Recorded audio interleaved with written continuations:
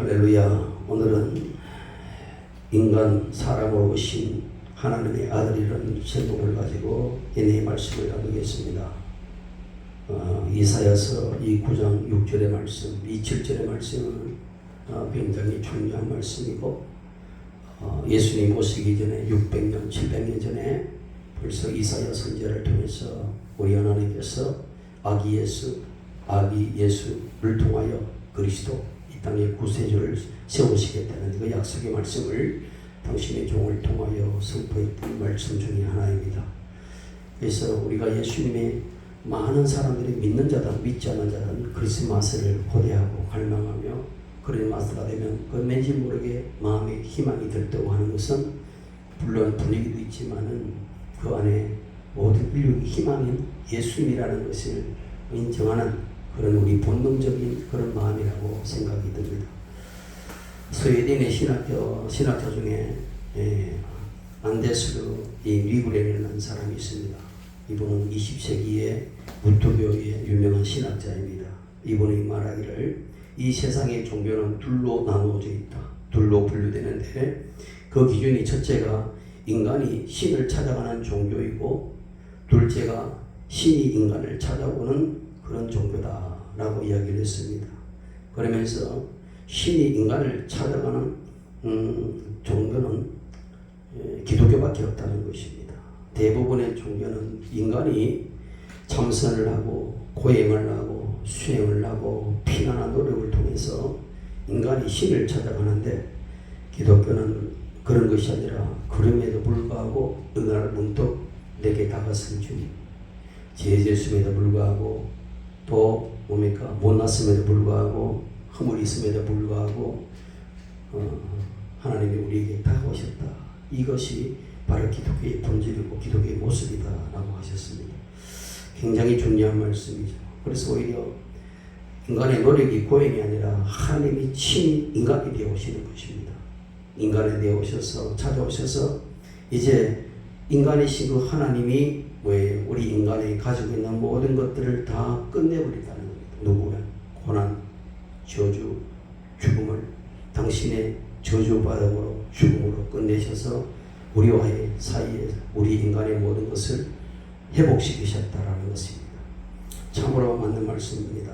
그래서 우리가 다가오는 이 크리스마스의 기쁨은 하나님이 친히 사람이 되어서 우리를 찾아오신 날이다. 그래서 우리는 기뻐하는 것입니다.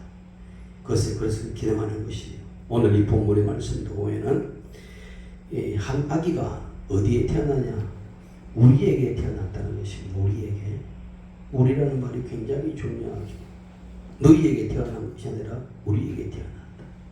한 아들을 너희에게 준 것이 아니라 우리에게 주셨다. 우리에게 주셨다. 그래서 이 말씀이 600~700년 전에 기록된 말씀이 굉장히 중요한 말씀이죠.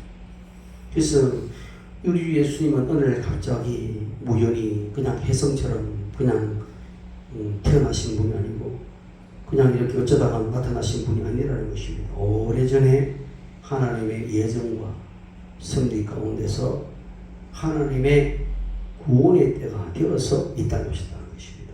때가 참에 이 땅에 오셨다는 것입니다. 때가 되어서 한 아기가 왔고 한 아들이 우리에게 났다는 것입니다. 그래서 그 아기를 통해서 이 세상을 구원할 그런 하나님의 신비의 비밀이 이제 실제가 되어서 오신 것이 바로 크리스마스라는 것입니다. 그래서 이 비밀을 이 사도 바울은 갈라디아서 이 4장에서 그대로 이야기하죠. 갈라디 4장. 갈라디아서는 복음이란 무엇인가에 대해서 가장 작은 분량으로 요약된 복음서 중에 복음서입니다. 그만큼 갈라디아서는 굉장히 다 중요한 말씀이지만 갈라디아서는 굉장히 복음에 대해서 진술을 그대로 기록된 말씀이기 때문에 과연 복음이 무엇인가를 알려면 갈라디아서를 열심히 읽어보면 복음이 뭔지를 알게 돼요.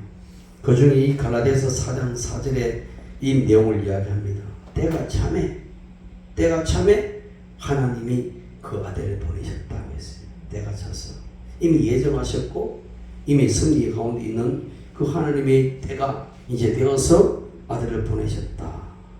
그래서 여자에게 나시고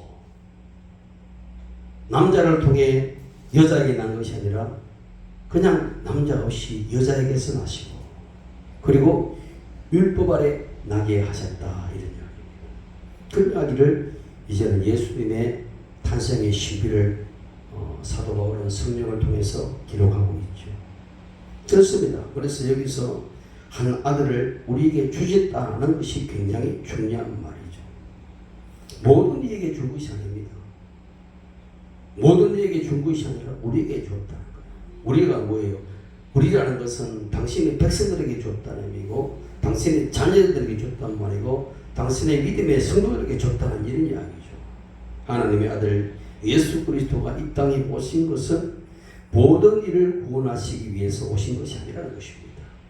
우리에게 주셔서 우리에게 주신 그것이 구원의 복된 소식이다. 아시겠어요? 복된 소식이라는 것입니다. 가만히 보세요.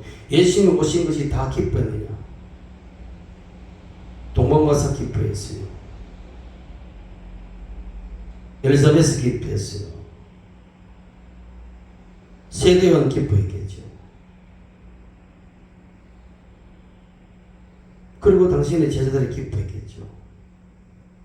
그러나 종교의 대제사장이 기뻐했습니까? 왕궁에 있는 헤롯이 기뻐했습니까? 죽이려 했죠. 서기관들이 기뻐했습니까? 바리새인들이 예수님을 기뻐했습니까? 그 모든 종교인들이 예수님을 기뻐하지 않았어요. 여기서 예수님을 죽이려 했지. 예수님의 오심을 알게매도 유대인이 왕으로 오신 걸 알매도 헤롯은 그 아기를 죽이려 했다는 거예요. 그래서 세상에 속한 자는 예수님이 땅에 오신 그 소식은 구원의 복된 소식이 아닌 거예요. 다시 말하면 접해내는 사람은 이거는 자기의 심판의 비보인 것입니다. 정정 선포인 것입니다. 그래서 그 이제 포도원 주인의 비유가 그런 거죠. 포도원 주인이 그 아들을 보내서 그 아들을 보내서 포도원의 수확을 거두러 하니까 그 아들을 죽여버리고 우리 포도원을 빼앗자. 이게 뭡니까? 세상인 거죠. 그렇기 때문에 이 세상에 예수님이 오심은 뭡니까? 속한 자, 하나님의 택한 자들, 우리에게는 복음이지만 하늘 세상에 속한 자에게는 그것이 심판의 비보인 것입니다. 그래서 우리에게는 예수 그리스도의 이 땅에 오신 것은 우리에게 구원의 복음이고 복된 소식이고 또 우리에겐 최고의 귀한 선물이죠. 왜? 우리에게 생명 그 자체가 됩니까? 영원한 생명을 주시고 오신 분이니까. 우리의 구원을 할지도 영혼 구원만 아니라 우리 영혼 육품사의 구원을 주시러 오신 분이니까. 그러니까 우리에게 채워주신 거예요. 그래서 야 기쁘구나. 감사하구나.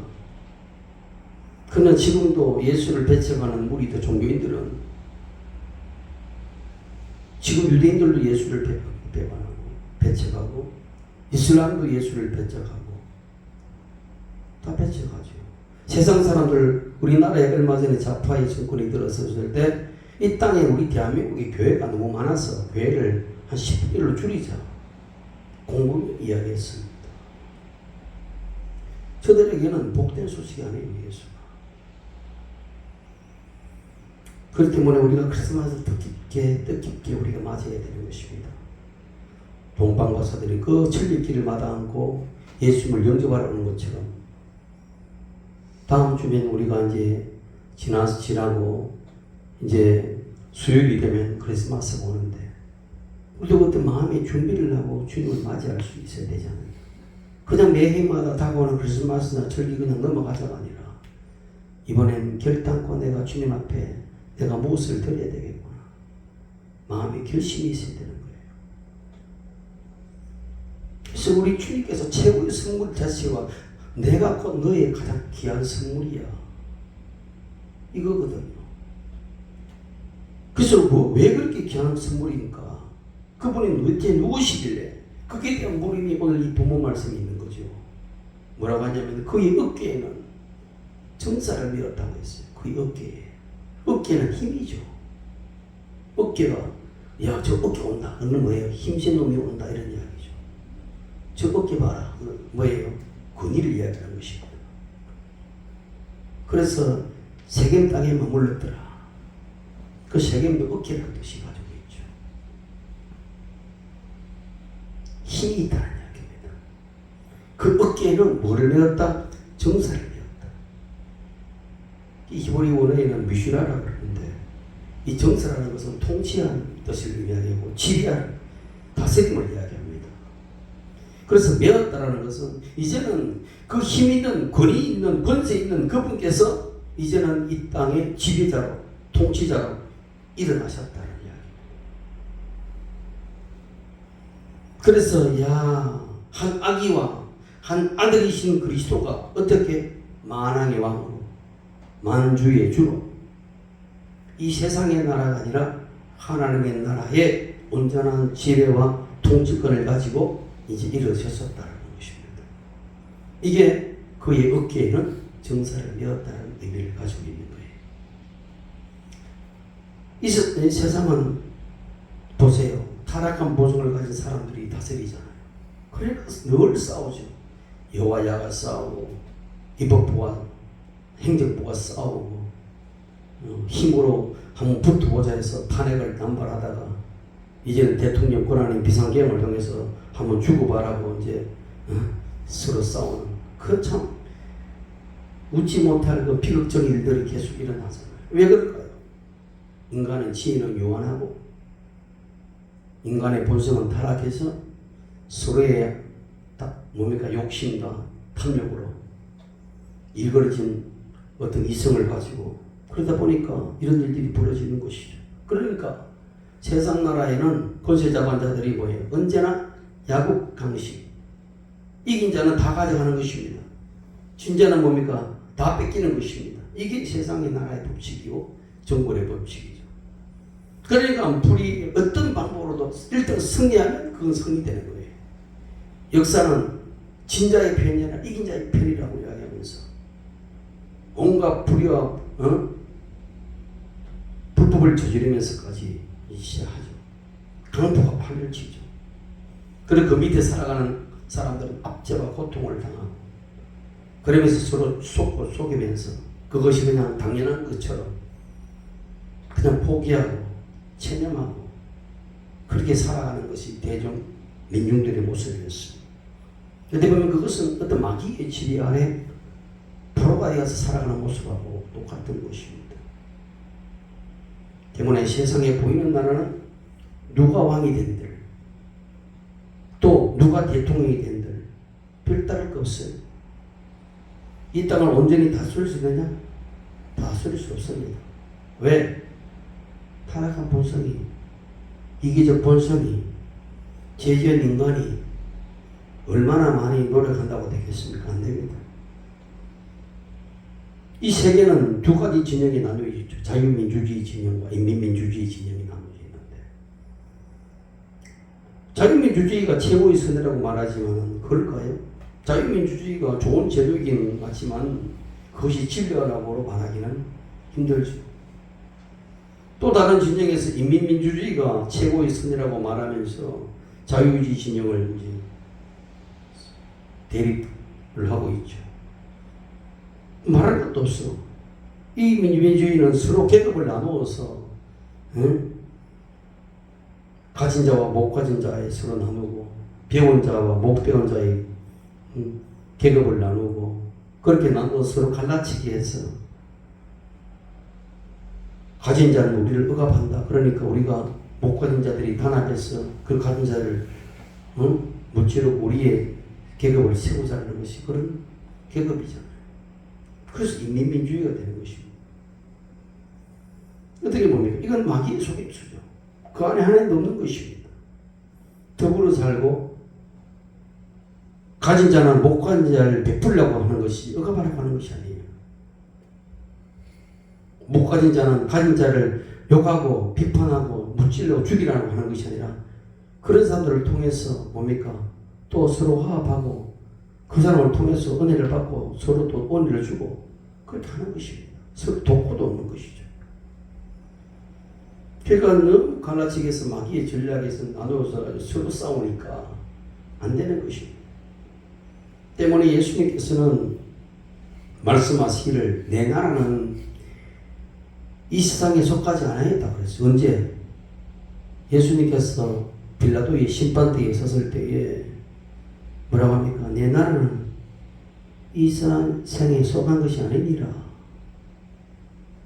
만약에 이 세상에 속했다면 내 종도를 풀어서 당장 끝냈다는 이야기입니다. 뿐만 아니라 예수님도 이 나라를 세상에 속하지 않았지만 예수 그리스도 안에 있는 우리들도 세상에 속한 자가 아니라는 것입니다.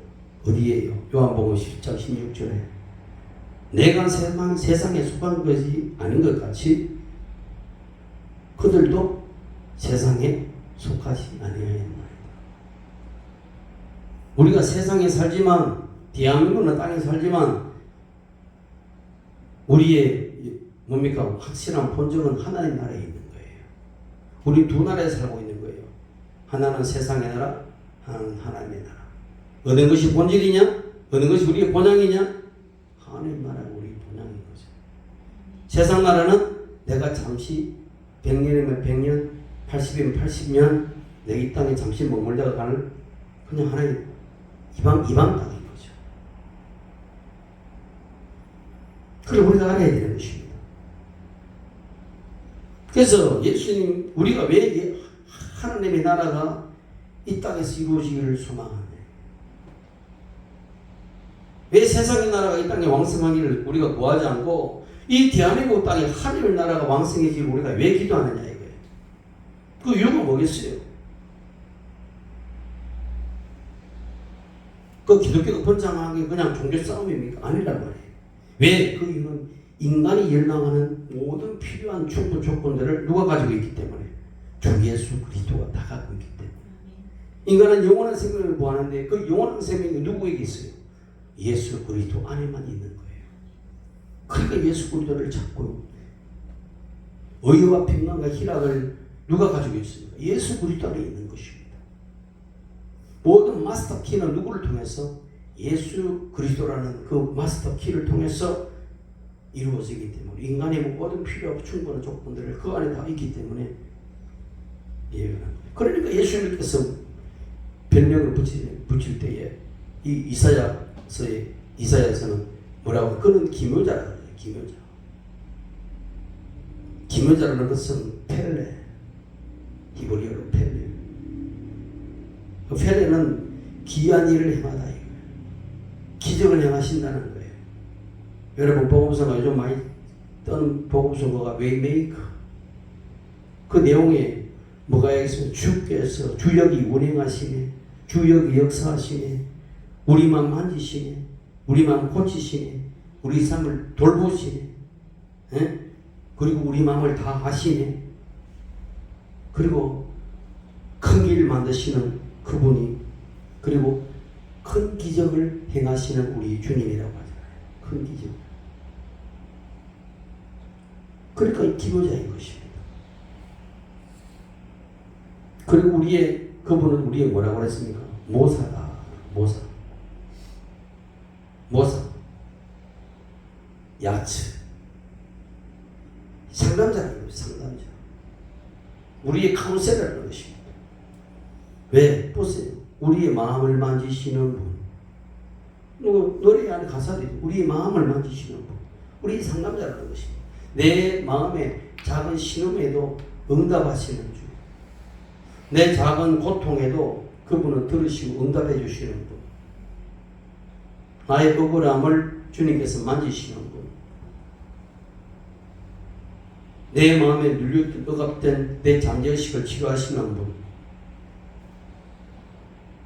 그리고 우리 마음의 깊은 것까지도 통달하시는 그분. 그래서 그분이 우리의 뭐다? 모사, 우리의 상담자라는 것입니다. 우리 속담에 가난한 나라님도 구하지 못한다. 그런 말이 있어요. 그 세상의 나라죠. 하나님의 나라에서는 그런 일이 있을 수 없습니다.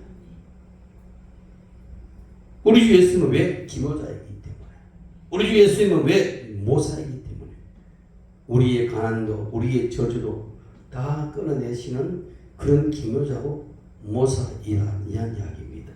하나님은 우리를 떠나서 저 멀리 구마리 장천에 계신 분이 아니라는 거예요.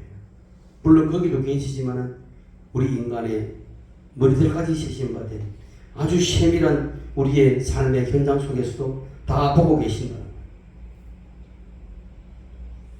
우리 심장 안에도 계시고 우리 곁에도 계시고 우리들 이 가운데도 계시고 지금 이 자리에 계시는 것이죠.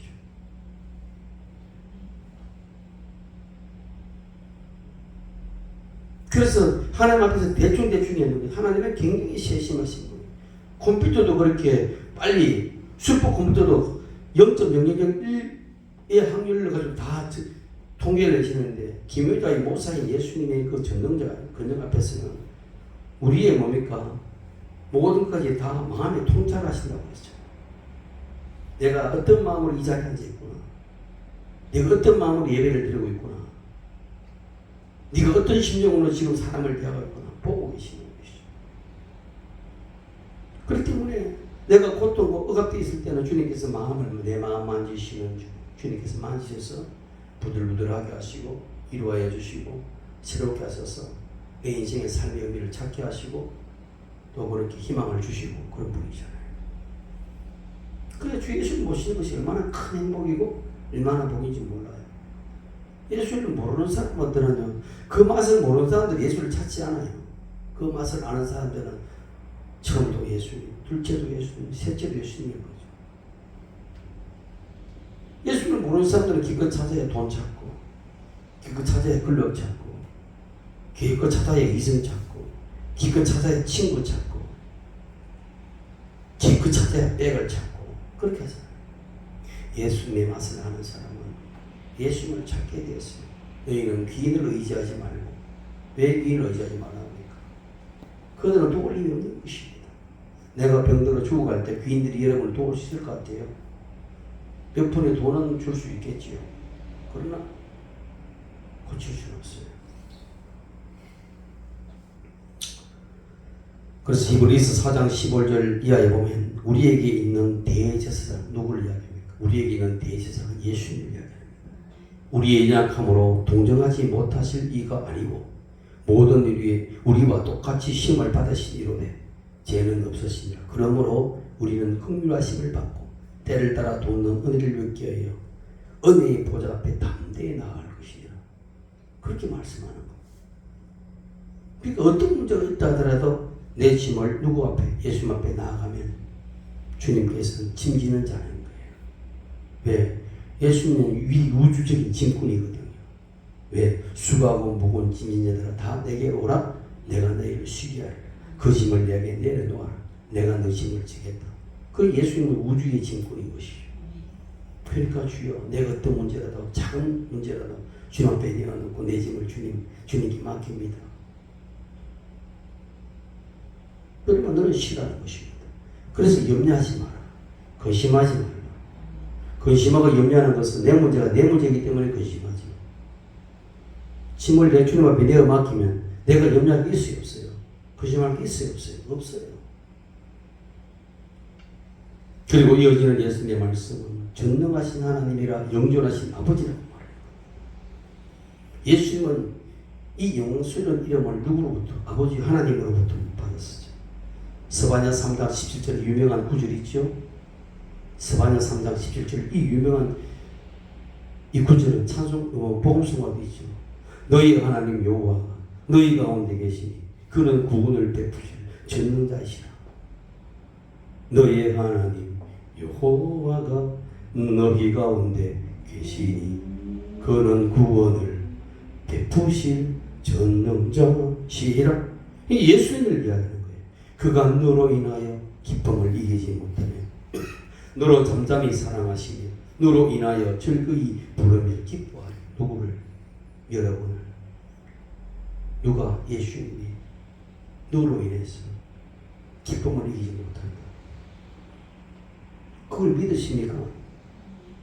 아니 내 같은 사람인데 뭐 누가 기뻐요? 아니라는 거예요. 내가 내 피값으로 죽은 내 신부고 내 딸이고 내 아들이니 뭐예요? 기쁘게 부르는 거예요. 자기 자식을 부를 때 그냥 미워 죽겠다고 부릅니까? 그냥 부르는 즉시 마음에 기쁨이 오는 거예요. 아들아 이렇게 부를 때 주희야 주영아 주하나 이렇게 부를 때 그냥 기쁨으로 부르는 거죠.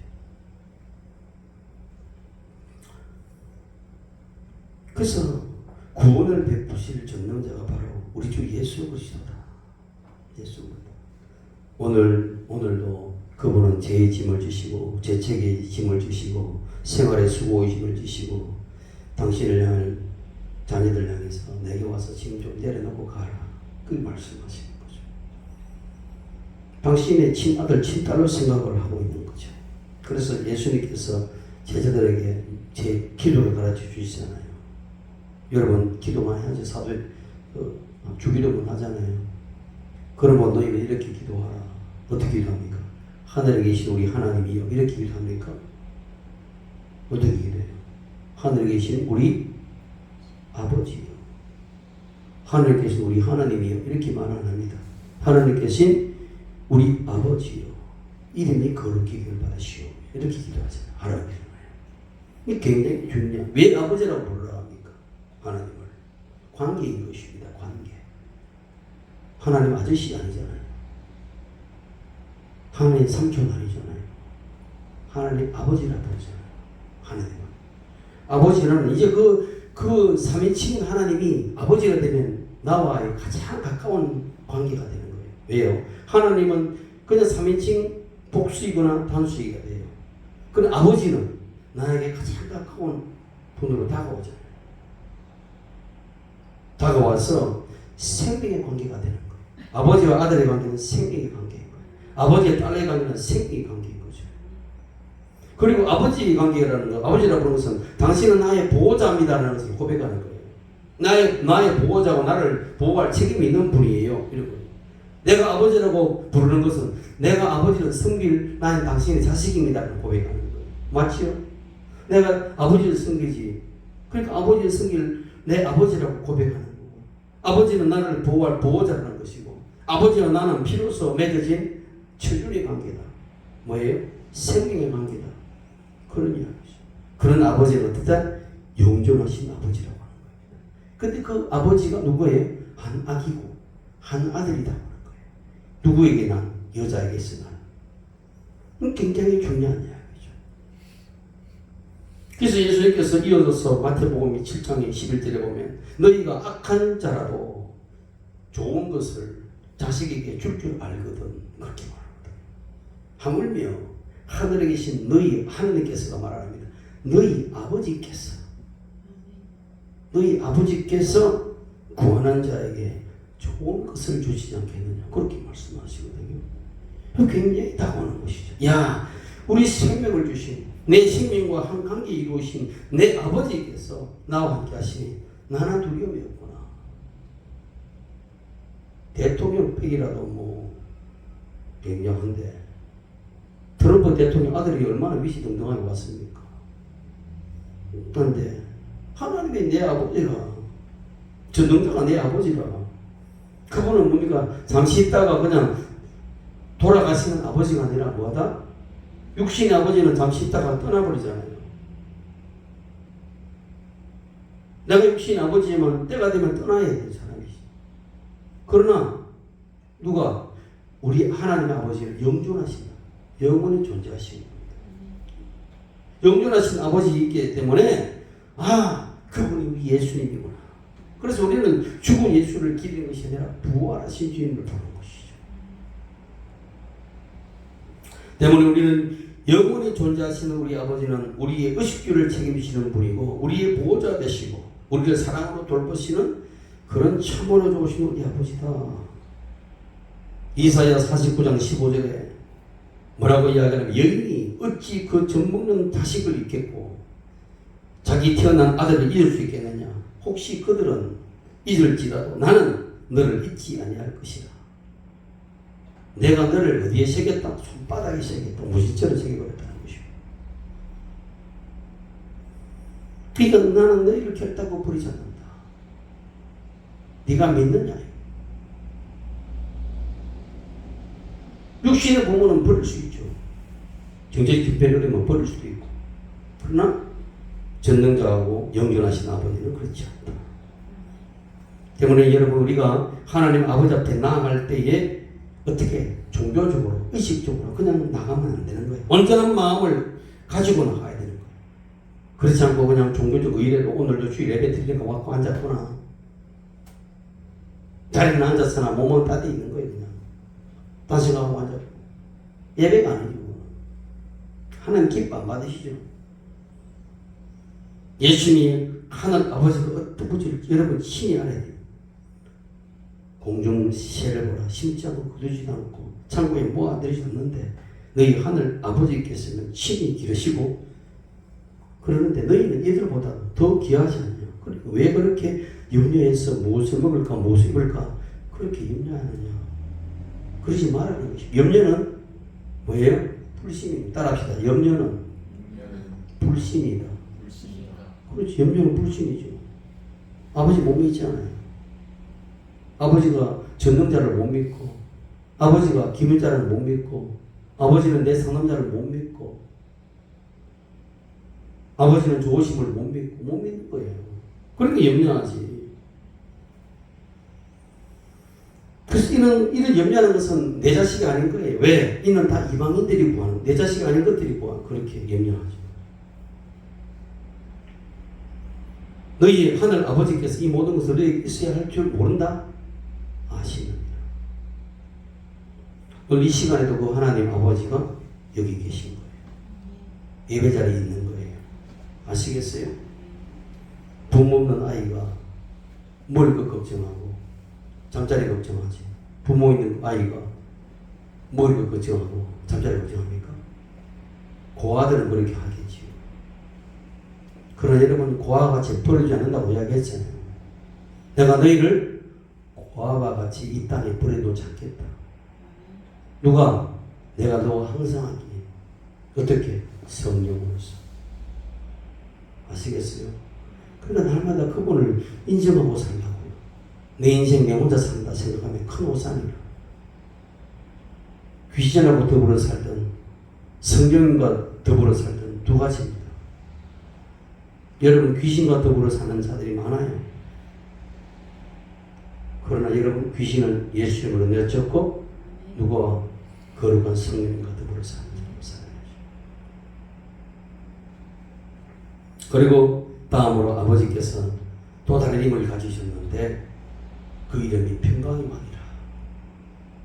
시편 29장 11절에 야훼께서 자기 백성에게 힘을 주시니요. 야훼께서 자기 백성에게 평강의 복을 주시는데 평강은 샬롬이거든요.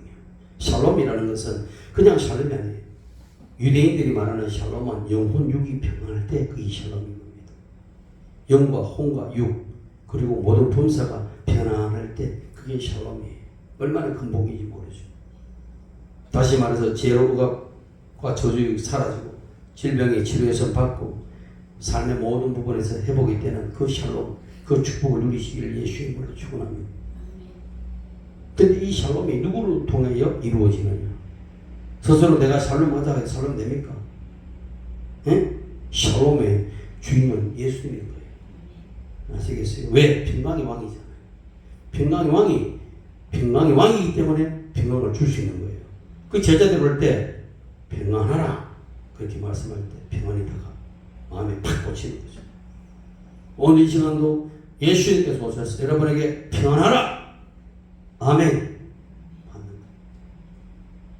하나님이 이 땅에 빛이 있으라 할 때 빛이 생겼어요, 안 생겼어요? 생겼죠. 마찬가지로 예수님이 하나님의 창조주가 평안하라 할 때 난 평안 못해요. 되겠어요, 안 되겠어요? 안 된다. 평안할 수밖에 없다. 마귀가 오면 불안하고 두려움이 오죠. 귀신이 오면 불안하고 두려움이 오죠. 특징이 뭔지 아세요? 무당제 집에 가면 항상 불안하고 두려움을 받아줘요. 교회 오면 항상 평안하고 기쁨이 와요. 무당집에 가면 이름이 잘못됐다, 사주팔자 잘못됐다, 무덤 잘못되었다, 집 잘못 옮겼다, 이사 잘못했다, 제3식 먹었다, 귀신들 특징이 그래요. 네가 태어난 날짜가 잘못됐다. 어제 교회가 무슨 장난삼아 그걸 봤다는데 그런 거 보면 우상.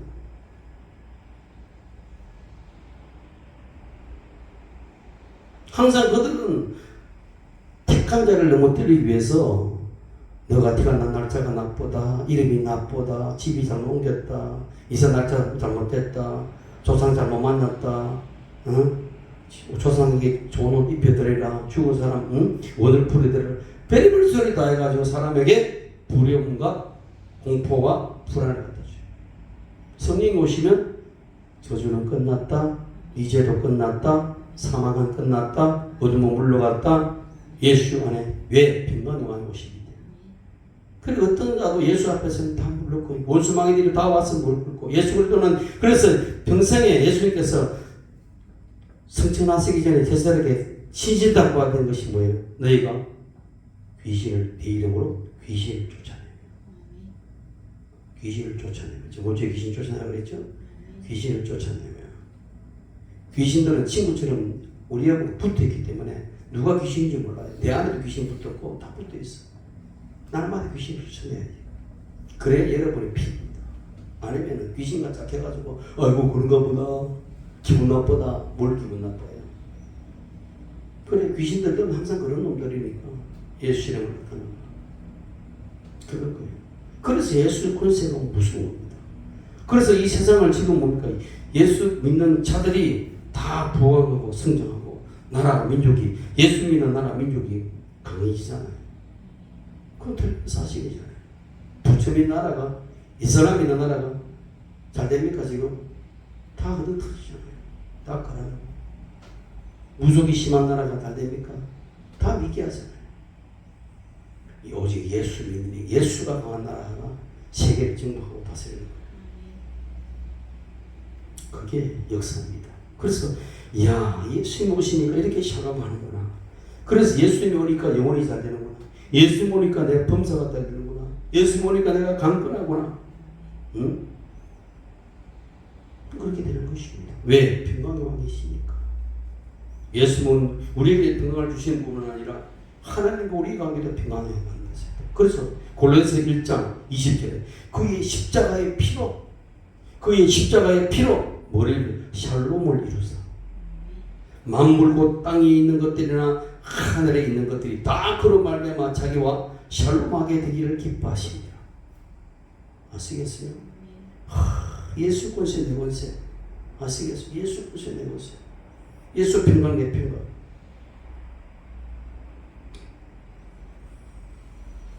그래서 담대하게 되는 거예요. 담대하게 예수 그리스도로 말미암아 하나님과 우리는 화평을 누리지. 담대하게 화평도 그래서 인간끼리 내가 화평하자 평안을 이루어보자 회담하고 한다고 되는 것이 아니라 누구를 모시면 된다?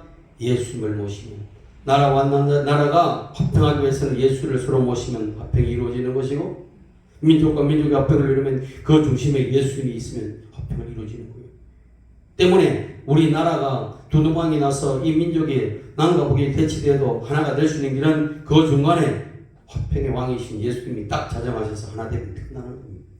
그래서 복음 통일 하는 게 거기 있는 것입니다. 예수님께서 십자가 달리기 있으니 뭐라고 합니까? 요한복음 14장 27절에 평안을 너희에게 끼치노니 나의 평안을 너희에게 주노라 그랬어요. 누구의 평안을 준다고? 나의 평안을 너희에게 준다고 그랬어요. 아멘 받아야 될 거 아니에요. 예수님의 평강, 내 가지고 있는 내 평강을 누구에게? 너에게 주겠다고. 아멘. 그러면 내 영과 혼과 육이 평안을 누리는 것이에요. 이거는 세상이 너에게 주는 것은 세상에 주는 것 같이 아니라 세상에 주는 평안은 뭐예요? 있으면 좋고 없으면 안 되는 거. 예수님이 주는 것은 세상에 주는 것 같지 않는 거예요.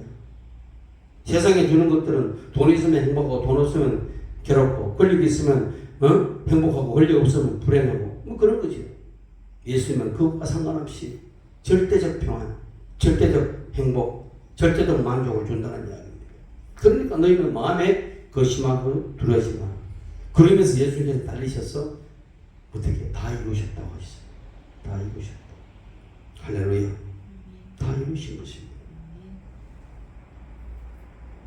그래서 이사야서 9장 7절에도 그 정사와 평강의 더함이 무궁하고 다윗의 왕자와 그 나라에 군림하여 그 나라를 굳세게 세우고 지금 이후로 영원히 정의와 공의로 그것을 보존할 것이라. 만군의 여호와 열심히 이를 이루리라. 누가 이룬다고? 사람이 이루는 것이 아니라 여호와의 열심, 우리 주 예수님의 열심이 그 평강을 이루겠다는 것입니다. 우리나라도 지금 비상계엄과 이에 맞서서 국회의 탄핵을 통해서 나라가 극심히 혼란되고 있더라도 있어요. 그런데 우리나라 현대 역사를 보게 되면 이보다 더 있습니다. 매일 체류탄 쏘고 대학은 휴교령을 내리고 서로 잡혀가서 죽고 죽이며 그렇게 했어요. 우리나라는 현대 역사에 80년대 고비를 넘어왔어요. 근데 우리나라 망했습니까? 더 강해졌어요. 그 정신이 어디서 나왔다 봅니까? 유교 정신에서 나왔어요? 불교의 공사상에서 나왔습니까? 어느 유명한 지도자 유습으로 나왔어요? 아니, 이 땅에 그것은 흑암의 이 땅에 그리스도의 복음이 들어왔기 때문에 가능한 겁니다. 기독교 정신이 그 성장의 동력입니다. 그 정신, 기독교 정신이 우리나라의 부강에 주체적 역할을 감당했다.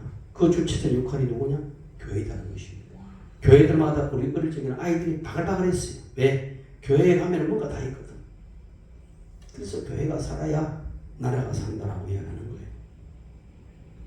그러나 세상은 지구도 마찬가지지만 세상 사람들은 그를 귀하게 여겨하지 않습니다. 늘 뺏어가고 돌을 던지죠. 그런 거예요. 어떤 사람들은 나는 예수님은 좋은데 교회는 싫다는 사람도 있어요. 이거 잘못된 것이에요. 교회는 예수님 몸이잖아요. 머리는 좋은데 몸은 싫다 이거예요. 말이 안 되는 거예요. 머리는 좋은데 머리는 내가 좋아하는데 요 몸은 싫다 이런 겁니다. 왜 그럴까요? 물론 그 일면에 있지. 왜? 몸된 구실을 잘 못하니까 그런 거죠. 그럼 몸은 고치면 되는 것이죠. 중풍병 환자가 그런 거잖아요. 머리에 지시대로 못 움직이는 게 중풍병 환자죠. 교회가 중풍병 환자처럼 되어 있으면 그걸 버립니까? 고쳐서 쓰는 것입니다. 예수 이름으로 중풍병 고침을 받을지어다. 교회도 고침을 받을지어다. 병든 곳은 고침을 받을지어다. 고침을 받는 것입니다. 그러면 아름다운 교회는 신부가 되는 것입니다. 크리스마스에 요란한 장식을 하고 요란한 크리스마스 추를 해서 그것이 크리스마스를 장식하고 하는 것이 아니라 우리는 진정한 장식을 해야 되는 것입니다. 뭐로? 그리스도의 신부로서 단장해야 된다는 것입니다. 아시겠어요? 그리스도의 신부로 단장하는 것은 어떻게 해야 되느냐? 아름다운 열처녀처럼, 아름다운 열처녀처럼, 지혜로운 다섯 처녀처럼 그렇게 기름 준비를 하자. 기름 준비하는 것은 성령 충만입니다. 성령 충만 어떻게 하는데요? 말씀과 기도로 무장하지 않으면 안 되는 거예요. 말씀도 없고 기도도 없으면 아름다운 신부가 되겠어요? 종교는 될 수도 그리스도의 신부가 되지 못한다. 주님을 맞이할 수도 없는 것입니다. 그렇기 때문에 이전에 우리가 크리스마스를 맞이할 때 나도 그리스도의 아름다운 신부로 단장해서 주를 맞이하겠다. 내가 동방가사처럼 황금과 모래가 용으로 나가지 못하더라도 우리 안에 참 왕인 그리스도지라고 믿음의 현금을 가지고 나오라는 이야기예요. 아시겠어요? 말씀으로 오신 그리스도를 내가 인정하고 기쁨의 영을 가지고 나오고 내 모든 죄를 사하시는 대세상의 예수님이라는 그리스도라는 것을 내가 믿고 그 믿음의 모략을 가지고 나오면 되는 것입니다. 그래서 그걸 가지고 나와서 주를 경배하고 맞이하면 여러분들이 영혼이 잘 되고 범사가 잘 되고 강건한 삼정의 축복의 그 선물을 이번 크리스마스에 받게 될 것입니다. 그렇게 되기를 예수님의 이름으로 축원합니다. 기도합니다. 할렐루야. 하나님